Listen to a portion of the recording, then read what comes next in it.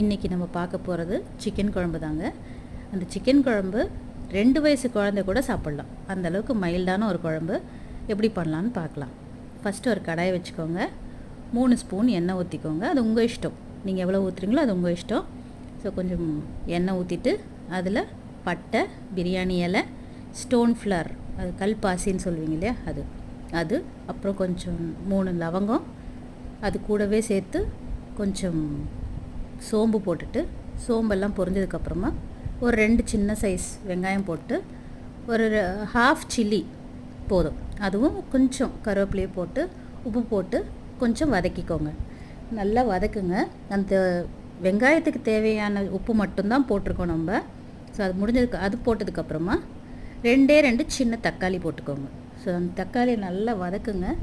நல்லா வதக்கின்னு இருக்கும்போது அது கொஞ்சம் ஸ்மாஷாக கொஞ்சம் நீங்கள் அது கொஞ்சம் ப்ரெஸ் பண்ணி வதக்குனிங்கன்னா கொஞ்சம் சீக்கிரமாக வதங்கிடும்.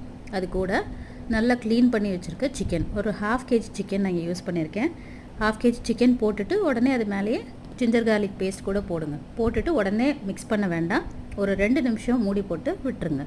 ஸோ அந்த ஸ்டீமில் குக் ஆகும்போது உங்களுக்கு அந்த டேஸ்ட் ரொம்ப நல்லாயிருக்கும். ஸோ அதை நல்லா இப்போ மிக்ஸ் பண்ணி விடுங்க. நீங்கள் மிக்ஸ் பண்ண அது நல்லா அதோட மிக்ஸ் ஆகிடும். அதுக்கப்புறமா அதில் ஒரு 1/4 ஸ்பூன் மஞ்சத்தூள், ஒரே ஒரு ஸ்பூன் காஷ்மீரி பவுடர், ஒரு ஸ்பூன் மட்டும் கொரியாண்டர் பவுடர், தனியா பவுடர் போட்டுக்கோங்க. போட்டுட்டு கொஞ்சம் நல்லா மிக்ஸ் பண்ணி விடுங்க. நான் இங்கே வந்து ஒரு பெரிய கிளாஸில் ஒரு 2லேருந்து 2.5 கிளாஸ் அளவுக்கு தண்ணி ஊற்றிருக்கேன்.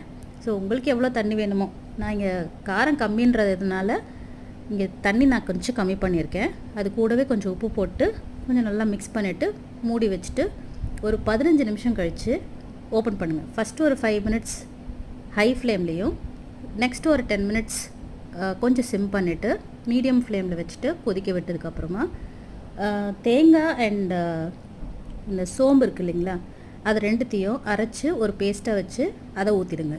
ஸோ அந்த இறக்க போகிற நேரத்தில் 2 பச்சை மிளகா காம்பை மட்டும் கிள்ளுங்க, உடைக்காதீங்க. அது கூடவே கொஞ்சம் கொத்தமல்லியும் போட்டு மிக்ஸ் பண்ணி விட்டிங்கன்னா உங்களுக்கு ரொம்ப மைல்டான, குழந்தைங்க கூட சாப்பிட்ற அளவுக்கு இருக்கிற ஒரு சிக்கன் குழம்பு உங்களுக்கு ரெடி ஆகிடும். நான் ஏன் இப்படி சொல்கிறேன்னா, எனக்கு 2 இயர்ஸ் ஆக போகுது என்னோடய 2வது குழந்தைக்கு. இதுதான் நான் ஊற்றி கொடுத்தேன். அவள் வந்து ரொம்ப இஷ்டப்பட்டு சாப்பிட்டா. அதனால் மாம்ஸ்